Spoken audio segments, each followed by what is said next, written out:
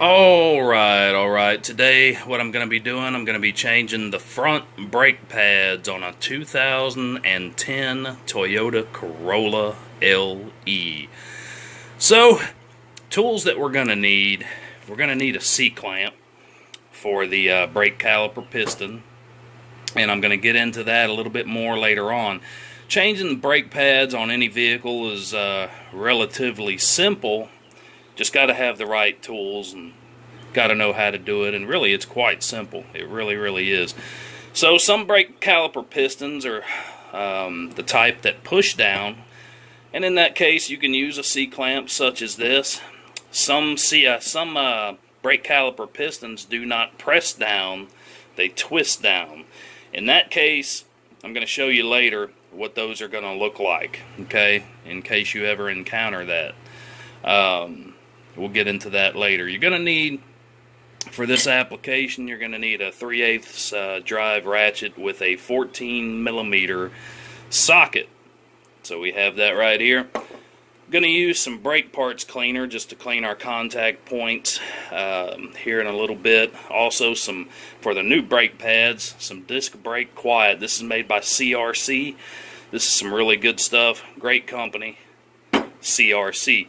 And of course our new brake pads, and for this application I'm going with Wagoner OE made in the USA. Some very good brake pads, and I'll show you what these bad boys look like.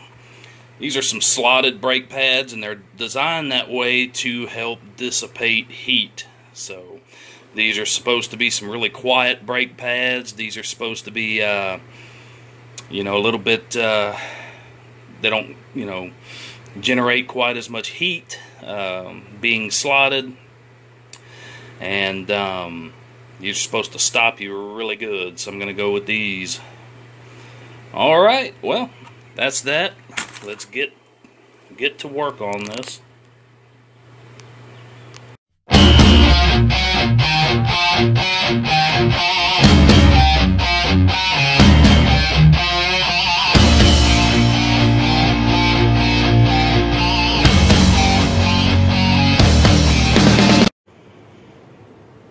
Okay, first thing I want to do, Toyota was nice enough to make this little door right here. We want to access this right here where we add our brake fluid. We want to be able to get into that. So we're going to pop this loose. It's real simple, just pull up on it and get it out of the way. What we want to do is I'm going to use, let's see what I did with it. I'm going to use this little syringe here. I'm going to go in here and I'm going to suck out as much as I possibly can, and you guys will see here in a little while I'm doing that. Basically, when you compress your brake caliper piston, it's going to force that fluid back, and this can overflow. You don't want brake fluid getting on anything. It's caustic. It can really jack some stuff up. So you want to get as much out of there as possible, and hey, brake fluid is cheap enough, so you can always top it off later once you're done putting on your new pads. So I'm going to go ahead and get out of as much of that as possible, and then we'll go to jacking the car up and getting the wheel off and getting to the brake pads. Alright, the first thing we want to do is we want to crack these lug nuts before we even jack the car up off the ground. You don't want to loosen them all the way, you just want to crack them enough to where when you get the car up off the ground, you can easily take them off the rest of the way. So, I'm going to go ahead and crack these loose, jack the car up. Okay, now that the wheel is off, we're going to access this top caliper bolt, and then there is also one on the bottom right here. It's top and bottom, just two bolts, 14mm. You're going to remove those. And let's talk a little bit about these parts. This is a brake caliper bracket, this outside part. Okay, this is the brake caliper itself. This part is going to come out once we remove those bolts. That'll give us access to our outer pad and our inner pad. Alright, here we go. Going to go ahead and remove those bolts. Okay, I loosened and took the top bolt out. Just barely cracked the bottom bolt. A lot of times you can just do it like this. Pull the pads out, put the new ones in, and you're good to go. Don't even have to take the caliper out all the way. Take it off all the way. So that's what I'm going to try right here. We're just going to go in here and outer pad. Wiggle it on out. There it is. Easy peasy. Very simple. You can see I had life left on them.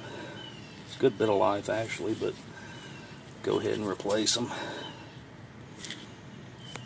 Not a ton of life, but had some. Alright. Take the other one off and pop the new ones in. Very simple. Alright, I've taken a little bit of brake parts cleaner and these contact points. Sprayed some in here. Sprayed some down in here where it rests, the pads, inside and outside, just to kind of clean that out a little bit. Now it's time to install the new pads. They should slide right in.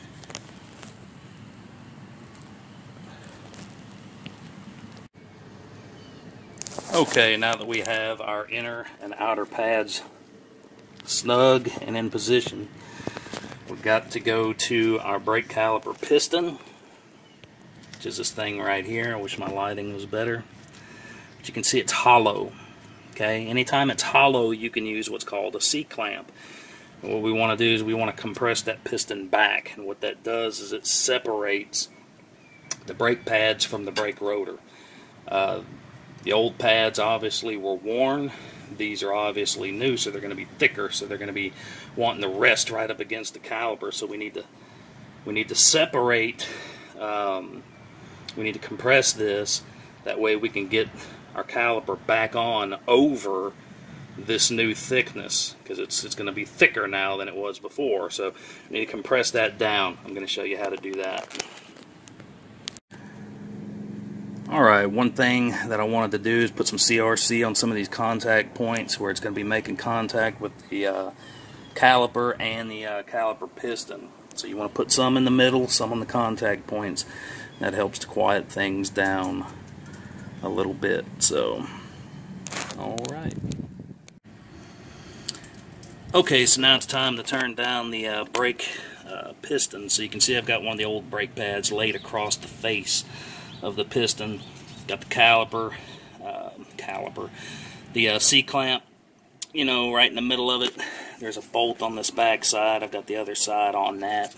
We're just going to turn this down until the face of the piston is in as much as we can get it. That should be all that we need. So we're just going to turn on this, and I can feel it going down.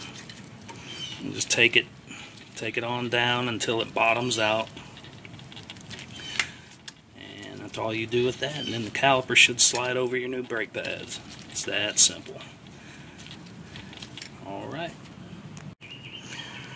Okay, we got our caliper down, and it slid right up into position. And keep in mind these little things right here where the bolts are at.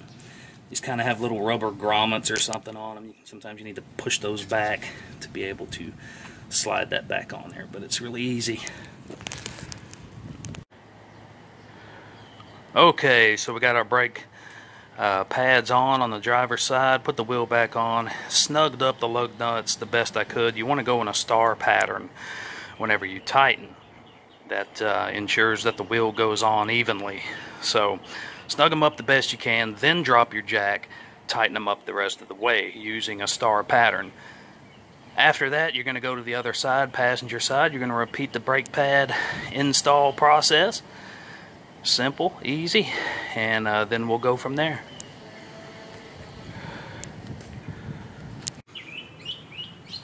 Okay, now that I got the new brake pads installed, you can see that my level here has come up from where it was. So some of that back pressure did push it back.